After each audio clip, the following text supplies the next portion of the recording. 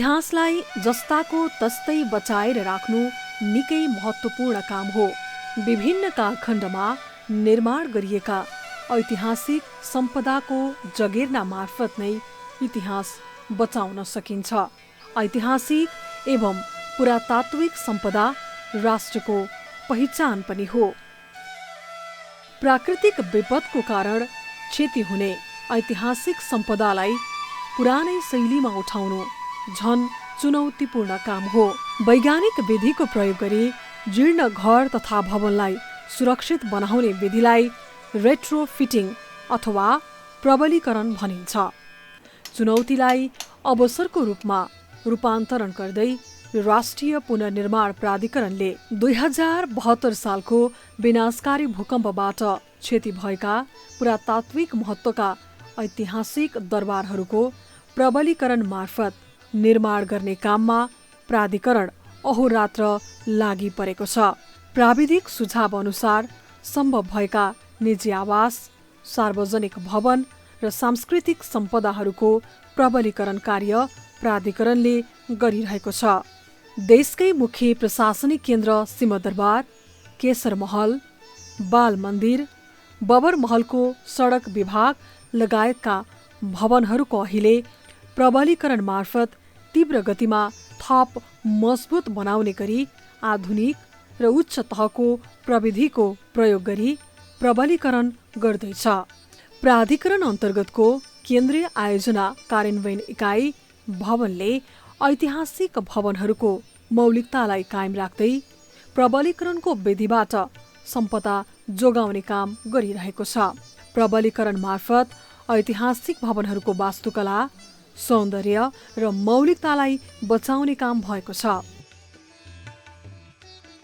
सिंहदरबार विक्रम सम्वत 1960 सालमा तत्कालीन राणा प्रधानमन्त्री चन्द्र शमशेरको कार्यकालमा अत्यन्तै कलात्मक ढङ्गले युरोपियन शैलीमा सिंहदरबारको निर्माण भएको थियो।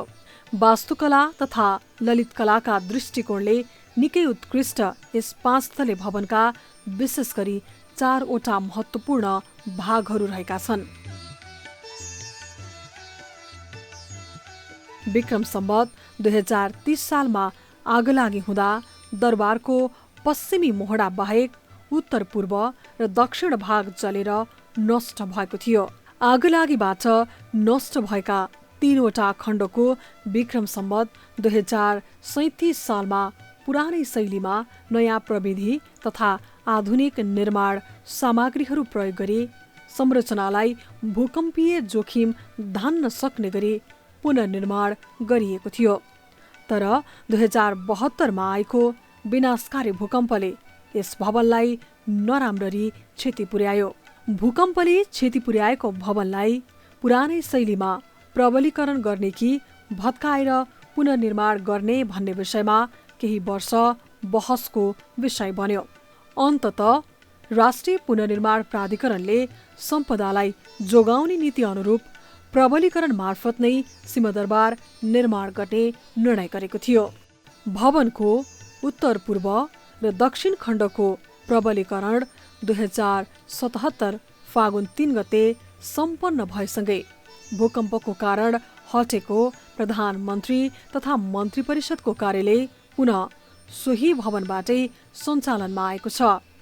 प्रबलीकरण मार्फत निर्माण गरिएको भवनमा अन्तर्राष्ट्रिय स्तरको सेवा सुविधासहितको कार्यकक्ष तथा बैठक कक्षहरू रहेका छन्। 55 करोड 94 लाख रुपैयाँमा उत्तर, दक्षिण र पूर्वी खण्डको प्राधिकरणले भूकम्पपछि झण्डै अस्तित्व नै समाप्त हुन लागेको सिंहदरबारको प्राण भर्ने काम गरेको छ। भूकम्पले मक्किएका, चर्किएका, टुटेका, फुटेका भित्ता र छतहरूलाई प्राधिकरणका इन्जिनियरहरूले जस्ताको तस्तै प्रबलीकरण गरेर सिंहदरबारलाई पुरानै शैलीमा उठाइरहेका छन्। प्रबलीकरणको काममा दक्ष जनशक्तिको प्रयोग गरिएको छ। काठ, फलामको पाता, सुर्की चुना लगायतका निर्माण सामग्रीको प्रयोग गरेर सिंहदरबारको प्रबलीकरण गरिएको छ। भवनलाई भूकम्प प्रतिरोधी बनाउन भुइँतलाबाटै फलामको पाता प्रयोग गरेर चारैतिरबाट कसिएको छ। ऐतिहासिक एवं पुरातात्विक भवनहरूलाई पुरानै निर्माण सामग्री मार्फत मौलिकतालाई बचाएर प्रबलीकरण विधि मार्फत निर्माण गरिरहेको राष्ट्रिय पुनर्निर्माण प्राधिकरणका सहप्रवक्ता मनोहर घिमिरे बताउनुहुन्छ। विशेष गरिकन ऐतिहासिक महत्त्वका भवनहरू जुन चाहिँ अब अहिलेको समयमा त्यस्ता भवनहरू बनाउन सम्भव हुँदैन, जसले नेपालको इतिहास बोकेको छ, लामो समयको त्यसमा लगानी छ, हाम्रा त्यसका थुप्रै त्यसका सामाजिक सांस्कृतिक पक्षहरू जोडिएका छन्। त्यस्ता कुरालाई चाहिँ मास्नु हुँदैन भनेर हामीले लामो छलफल र एउटा पश्चात आएको निष्कर्ष अनुसार हामीले ऐतिहासिक महत्त्वका भवनहरू विशेष गरिकन सिंहदरबार, केशर महल, बाल मन्दिर, तपाईँको यो यहाँ सडक विभाग रहेका भवनहरू लगायतका यस्ता भवनहरू चाहिँ प्रबलीकरण गर्नुपर्छ भनेर हामीले प्रबलीकरणलाई विशेष अभियानकै रूपमा सञ्चालन गरिरहेको अवस्था छ। र यसबाट भोलिका दिनमा एउटा हामीले के उदाहरण पनि दिन खोजिरहेका छौँ भन्दाखेरि प्रबलीकरणबाट पनि सुरक्षित संरचनाहरू चाहिँ निर्माण हुन सक्छन्। यसलाई भत्काइ चाहिँ हाल्नु हुँदैन। भूकम्पबाट क्षति पुगेको तापनि त्यसलाई भत्काइहाल्नु हुँदैन, अर्थात् त्यो इतिहासलाई नष्ट गर्नु हुँदैन। हामीले चाहिँ प्रबलीकरणको माध्यमबाट पनि त्यस्ता कुराहरू चाहिँ बलियो बनाउन सक्छौँ भन्ने एउटा सन्देश दिनको लागि पनि यसमा हामीले विशेष जोड दिइरहेका छौँ र अहिले चाहिँ हामी त्यसमा धेरै हदसम्म सफल पनि भएका छौँ। प्रबलीकरण मार्फत निर्माण गरिएको सिंहदरबारको पहिलो तलामा प्रधानमन्त्रीको कार्यालय रहने क्षेत्रलाई आधुनिकीकरण तथा सुरक्षाको दृष्टिकोणले स्पेशल जोनको रूपमा विकास गरिएको छ। प्रधानमन्त्री कार्यालयमा प्रधानमन्त्रीले स्वदेशी र विदेशी पाहुनासँग भेट्न छुट्टा छुट्टै क्याबिनेट हल, एक्सन रुम निर्माण, बार एक्सन रुम निर्माण, स्टुडियो, आराम कक्ष निर्माण गरिएको छ। प्रबलीकरणपछि सिंहदरबारको पश्चिमी खण्ड बाहेक 3 खण्ड निकै सुन्दर र आकर्षक देखिएको छ। निर्माण सम्पन्न सिंहदरबारको प्रधानमन्त्री केपी शर्मा ओलीले गत फागुन 3 गते उद्घाटन गर्नुभएको थियो। जटिल मानिएको सिंहदरबारको पश्चिम खण्डको काम लकडाउनको अवधिमा पनि अहिले धमाधम भइरहेको छ। निर्माण सुरु भएको यस अवधिमा पश्चिम खण्डको हालसम्म 50% काम सम्पन्न भइसकेको छ। बहुमूल्य वस्तु आकृतिहरू रहेकाले न्यूनतम क्षति र अधिकतम संरक्षण गर्ने सिद्धान्त अनुसार विशेष सावधानी अपनाउँदै निर्माणको काम गरिएको छ। नेपालमा भूकम्पपछि कठिन मानिएको प्रबलीकरणको कामलाई निकै महत्त्वका साथ अगाडि बढाइएको राष्ट्रिय पुनर्निर्माण प्राधिकरण केन्द्रीय आयोजना कार्यान्वयन एकाइ भवनका आयोजना निर्देशक श्याम किशोर सिंह बताउनुहुन्छ। पुरानै त्यसको मतलब निर्माण सामग्री, पुरानै शैली, पुरानै प्रविधि, त्यो सबै चिज पुरानै प्रयोग गरिएको छ। तर त्यसले गर्दा भवनको मजबुतीमा नयाँ निर्माण गर्दा र पुरानो अहिलेको प्रबलीकरण गर्दामा त्यो भवनको जुन स्ट्रेन्थमा कुनै कमी आउँदैन। त्यो भूकम्प प्रतिरोधी भवन त्योभन्दा पनि अझ आउने यो भूकम्प जुन बारपाको भूकम्प हो त्योभन्दा पनि बढी रेक्टरको भूकम्प आयो भने त्यो भूकम्प थेक्न सक्ने किसिमको चाहिँ स्ट्रक्चर एनालाइसिस गरेर बनाइएको हो। सिंहदरबारलाई जुन स्ट्रक्चर एनालाइसिस गरियो उसको क्षतिको उसको चाहिँ जोखिमको यो भवनलाई कतिको जोखिम छ के छ भने यसको बारेमा विभिन्न विज्ञहरू बढ्दाखेरि एक थरीको राय विचार कस्तो आयो भने यसलाई चाहिँ भत्काउनु पर्छ।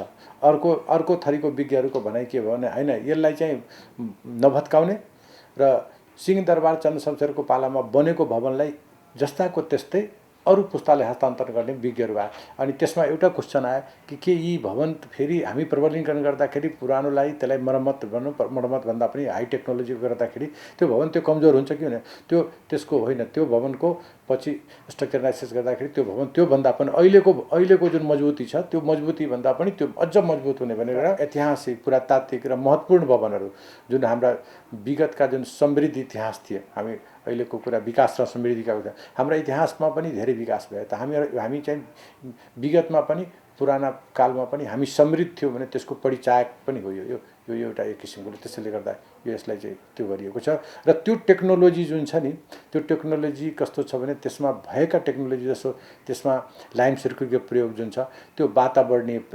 अनुकूलनको छ। प्राधिकरणले ऐतिहासिक कलाकृति समेत रहेका यस भवनको पुनर्निर्माणका क्रममा पुरातात्विक सम्पदाको संरक्षण गर्दै काम अगाडि बढाइएको छ। निर्माण भइरहेका भवनलाई गुणस्तरीय बनाउन आयोजना एवं परामर्शता कम्पनीबाट खटिएका इन्जिनियरहरूले नियमित रूपमा गुणस्तर चेक जाँच गर्दै आएका छन्। पहिलो 3 खण्डको काम गरेको शर्मा न्यू टेक्निकलले नै अहिले पश्चिमी खण्डको पनि प्रबलीकरणको काम गरिरहेको छ। राष्ट्रिय पुनर्निर्माण प्राधिकरण केन्द्रीय आयोजना कार्यान्वयन एकाइ भवनका आयोजना उपनिर्देशक झप्पर सिंह विश्वकर्माले ऐतिहासिक भवनलाई उच्च प्रविधिको प्रयोग गरेर पुरानै शैलीमा प्रबलीकरण मार्फत निर्माण गरिएको बताउनुहुन्छ। विशेष गरी जुन राणाकालीन भवनहरू छन्, जो नियो क्लासिकल शैली भन्छ, जो युरोपीय शैली हो, त्यो ती भवनहरूको पुनर्निर्माणका लागि कतिपय चाहिँ हाम्रो 100 वर्ष नागेका छन्, कतिपय चाहिँ त्योभन्दा कम भनेपछि एउटा पुरातात्विक हिसाबले महत्त्वपूर्ण भवनहरू छन् र केही चाहिँ पुरातात्विक हिसाबले महत्त्वपूर्ण होइनन्, तर चाहिँ के छ भने संरक्षणको दृष्टिकोणले कलाको दृष्टिकोणले त्यसलाई चाहिँ संरक्षण गर्नुपर्ने खालका भवनहरू छन्। र विशेष गरी यहाँले हेर्नुभयो भने जस्तो सिंहदरबारकै कुरा गरौँ, सिंहदरबार एउटा चाहिँ जो पश्चिमी मोहडा छ, त्यो जो आगलागीबाट पनि त्यति बेला बचाउन सकियो, त्यो पुरातात्विक र कलात्मक हरेक दृष्टिकोणले एकदम अत्यन्त महत्त्वपूर्ण एउटा चाहिँ सार्वजनिक भवन हो। यो प्रबलीकरण प्रविधिलाई चाहिँ सबैले बुझेको थिएन र बुझेर पनि त्यसलाई एक्सेप्ट गरेको थिएन।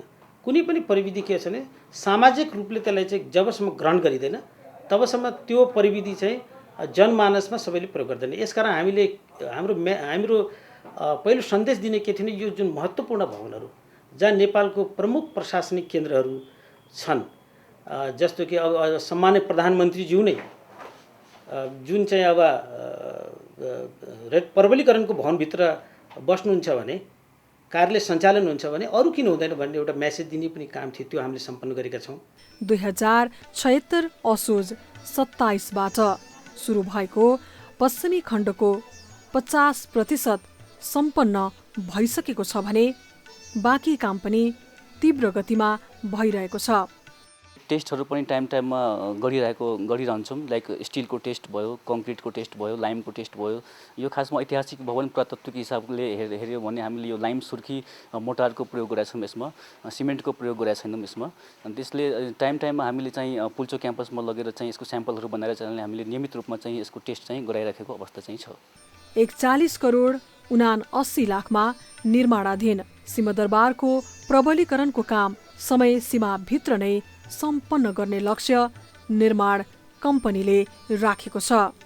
लकडाउनको अवधिमा पनि निर्माणको काम भइरहेको निर्माण कम्पनीका प्रतिनिधि लक्ष्मी सुवेदी बताउनुहुन्छ। हामीले चाहिँ ल्याएको म्यान पावरहरूको कति स्किल छ, कति सिप छ भन्ने त कुराले त्यसलाई चाहिँ डिपेन्ड हुने हो।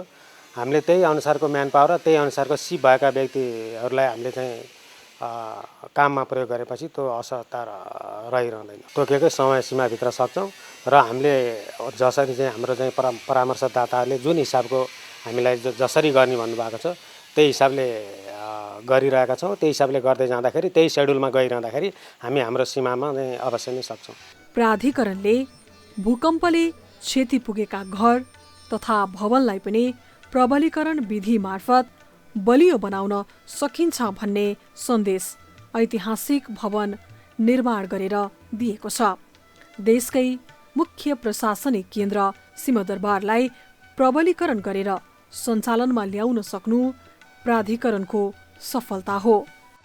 केशर महल इस्वी सम्वत 1895 मा निर्माण गरिएको करिब 125 वर्ष पुरानो ठमेल स्थित केशर महलको प्रबलीकरणको काम पनि धमाधम अगाडि बढेको छ। तत्कालीन प्रधानमन्त्री केशर शमशेरले निर्माण गरेको ऐतिहासिक भवनलाई पनि पुरानै शैलीमा निर्माण गरिएको छ। 2076 मङ्सिरमा सम्झौता गरिएको भवन निर्माणको काम आगामी 2078 मङ्सिरमा सम्पन्न गर्ने लक्ष्य राखिएको छ। केशर महलको एड-सिजिआई खानी जेबीले निर्माण गरिरहेको छ। भवनलाई बलियो बनाउन फलामको पाता राख्दै चुना, सुर्की लगायतका निर्माण सामग्री प्रयोग गरेर भवनलाई पुरानै मौलिकतामा फर्काउने गरी काम भइरहेको छ। 59 करोड 50 लाख रुपैयाँ बजेटमा पुनर्निर्माण भइरहेको भवनको हाल 40% काम सम्पन्न भएको छ। 3 तलाको यो भवन पुरानै शैलीमा अहिले प्रबलीकरण भइरहेको छ। भवनलाई तोकिएकै समयमा सम्पन्न गर्नको लागि आवश्यक जनशक्ति परिचालन गरेर काम गरिरहेको छ। यो प्रबलीकरणको काम चाहिँ नेपाली कन्ट्र्याक्टरहरूको लागि यो नौलो काम भएको हुनाले अनि यहाँनेरि चाहिँ यो विशेषज्ञहरूको अलिकति अभाव र सबै यो हाम्रो क्लाइन्ट कन्सल्टेन्टहरूको उनीहरूको नि परामर्श गरेर अनि उहाँहरूले पनि सुझाव सल्लाहहरू लिएर अनि यो मेटेरियलहरूको एप्रुभ गर्ने भएको हुनाले अलिकति काम ढिलो गतिमा भएको छ र यसलाई हामीले द्रुत गतिमा लैजानको लागि भर्खर मेटेरियलहरू यो एप्रुभ भएको छ। हामीले राष्ट्रिय पुनर्निर्माण प्राधिकरण अन्तर्गतको यो सिएलपिआई केन्द्रीय आयोजना कार्यान्वयन इकाइमा पनि कुरा गरिराखेका छौँ र हामीले कन्सल्टेन्टमा पनि बारम्बार हामीले कुरा गरिरहेका छौँ र यो काम चाँडो सकाउनलाई हाम्रो पनि एउटा यहाँनेरि यो काठमाडौँको यो काम भएको हुनाले यो नयाँ काम पनि र ठुलो भोल्युमको यो प्रबलीकरणको काम चाहिँ त्यो पहिलो काम भएको हुनाले हामीले सकभर चाँडो सकाउने हामी प्रयास गरेछौँ र उहाँहरूलाई हामीले बारम्बार ताकेता पनि गरेछौँ र हामी एकदम सकभर टाइममै सकाउने प्रयासमा छौँ। भूकम्पले क्षति पुर्याउनु अघि केशर महलमा पुस्तकालय, शिक्षा मन्त्रालय समेत रहेको थियो। 43 रोपनी 2 आनामा रहेको केशर महलको भवन क्षेत्रले 7 रोपनी क्षेत्रफल ओगटेको छ। भवनलाई गुणस्तरीय रूपमा निर्माण गर्न आयोजना र परामर्शदाता कम्पनीबाट खटिएका इन्जिनियरहरूले नियमित सुपरभिजनको काम गर्दै आएका छन्। यसमा चुना सुर्की छ, चुना र अर्को तपाईँको ब्रिकलाई क्रस गरेर त्यसलाई पाउडर फर्म बनाएर सुर्की पनि छ, चुना सुर्की छ र अर्को तपाईँको रेट्रो फिटिङ गर्दाखेरि हाम्रो जुन डिजाइनबाट आएको छ नि लोडहरू क्यालकुलेसन गर्दाखेरि अब पहिलाको जुन कन्डिसन थियो वालको अब त्यसले लोड लिन सकेन। अब त्यो अनुसारको डिजाइन गर्दाखेरि मेटल प्लेटहरू राखेर त्यसले लोड थान्छ भनेर देखाएको। बबरमहलको सडक विभाग तत्कालीन राणा प्रधानमन्त्री चन्द्र शमशेरको पालामा विक्रम सम्वत 1963 सालमा निर्माण गरिएको सडक विभागको भवनको पनि हाल प्रबलीकरण भइरहेको छ। भूकम्पबाट क्षतिग्रस्त राणाकालीन बबरमहल स्थित सडक विभागको भवनलाई पनि पुरानै शैलीमा निर्माण अगाडि बढाइएको हो। 86 करोड 2,52,000 रुपैयाँको लागतमा 2 वर्षभित्र प्रबलीकरण सम्पन्न गर्ने गरी गत असारमा सम्झौता भएको थियो। चन्द्र शमशेरले आफ्ना छोरा बबर शमशेरका लागि निर्माण गरेकाले यसै भवनको नामबाट बबरमहल राखिएको हो। दरबारले ओगटेको 20 रोपनी क्षेत्रफलमध्ये 12 रोपनी क्षेत्रफलमा भवन निर्माण भएको थियो। 4वटा ब्लक रहेको भवनलाई अहिले पुरानै निर्माण सामग्री प्रयोग गरेर निर्माण गरिएको छ। 4वटै ब्लक एक अर्कासँग जोडिएका छन्। भवनभित्रको आन्तरिक सजावट पनि बेलायती शैलीको रहेको छ। विक्रम सम्वत 1990 को भूकम्पबाट क्षति भएको यो भवनलाई 1991 सालमा जीर्णोद्धार गरिएको थियो। अहिले पुनः सुर्की, चुना, काठ, फलाम लगायत परम्परागत सामग्रीले नै प्रबलीकरण गरिएको छ। निर्माणको जिम्मेवारी पाएको जेसी आशिष समानान्तर जेबीले कोभिडको कारण सहज रूपमा काम गर्न नसकेकाले केही समय थप गर्नुपर्ने अवस्था सृजना हुन सक्ने बताएको छ। खानाको छाउने कामहरू, परिवेशनहरू सबै सकिसकेको छ। भित्रको पनि फिनिसिङ कामहरू धेरै कामहरू सकिसकेको छ। मेजर चाहिँ तपाईँ के छ भने यो कोभिडले गर्दाखेरि अलिकति हामीलाई डिले गरेको छ काममा, प्रोजेक्टमा। र हामीले अहिले बिहान 7 बजेबाट र बेलुका तपाईँको 7 बजेसम्म चाहिँ कन्टिन्युटी काम भइरहेको छ हाम्रो। अब हाम्रो स्पिड हजुरको बेलुका पनि हामी नाइट डबल सिफ्ट गरेर नि यसलाई चाहिँ समयमा चाहिँ ह्यान्डओभर गर्नेमा चाहिँ हामी लागिरहेको छौँ। विभिन्न निर्माण सामग्रीहरूको चाहिँ हामीले चाहिँ ल्याबमा लगेर टेस्ट गर्छौँ काम गर्नुभन्दा अगाडि। अनि अब स्ट्यान्डर्ड अनुसार चाहिँ त्यो सामग्रीको चाहिँ क्राइटेरिया पुगेको सामानहरू लगाएर चाहिँ हामीले काम गर्ने हो। अनि चाहिँ काम गर्नुभन्दा अगाडि चाहिँ हाम्रो स्पेसिफिकेसन के छ, हाम्रो चाहिँ कन्ट्र्याक्टमा भएको अब स्पेसिफिकेसन ड्रइङको आधारमा चाहिँ हामीले काम गराउने हो। अब एउटा त साइडमै पनि हाम्रो ल्याब छ, ल्याबमै अब चाहिँ जस्तै अब यो अलिक सुर्खी चाहिँ यहीँ साइडमै प्रोडक्सन हुन्छ, त्यसपछि हामीले सिभ एनालाइसिस यहीँ साइडमै गर्छौँ।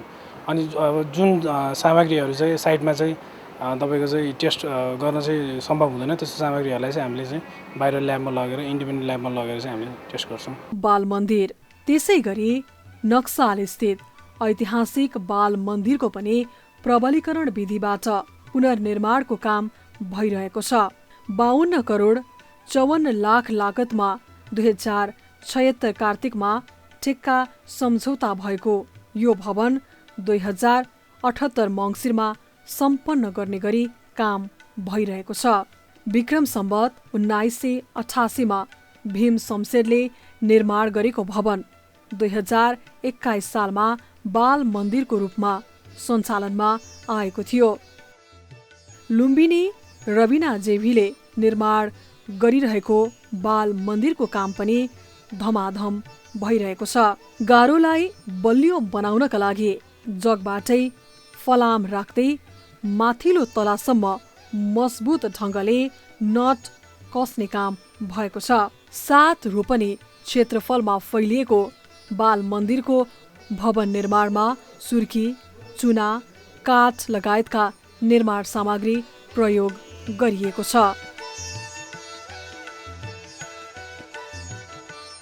प्रबलीकरण मार्फत निर्माणाधीन भवनहरू समयमा सम्पन्न हुनेमा भने कोभिड-19 का कारण चुनौती थपिएको छ। प्राधिकरण गठन भएको यस अवधिमा निजी निवास निर्माणको कामलाई करिब सम्पन्न हुने अवस्थामा पुर्याइएको छ। भूकम्पले ध्वस्त बनाएका र क्षति भएका सरकारी भवनसँगै ऐतिहासिक एवं पुरातात्विक सम्पदाको पुनर्निर्माण एवं प्रबलीकरणलाई पनि अन्तिम चरणमा पुर्याइएको छ। र भविष्यमा चाहिँ प्रबलीकरणको अभियानलाई हामीले विशेष जोडका साथ लानुपर्छ। सँगसँगै म तपाईँको यहाँनिर के जोड्न चाहन्छु भने यो अहिले राष्ट्रिय पुनर्निर्माण प्राधिकरणले त भूकम्प प्रभावित 32 जिल्लामा मात्रै आफ्नो काम गरिरहेको छ। अर्थात् 32 जिल्लालाई मात्रै केन्द्रित गरेर पुनर्निर्माणका कामहरू प्रबलीकरणका कामहरू चाहिँ अगाडि बढाइरहेको छ। तर 32 भन्दा बाहिर पनि ठुलो नेपालको हिस्सा चाहिँ छ।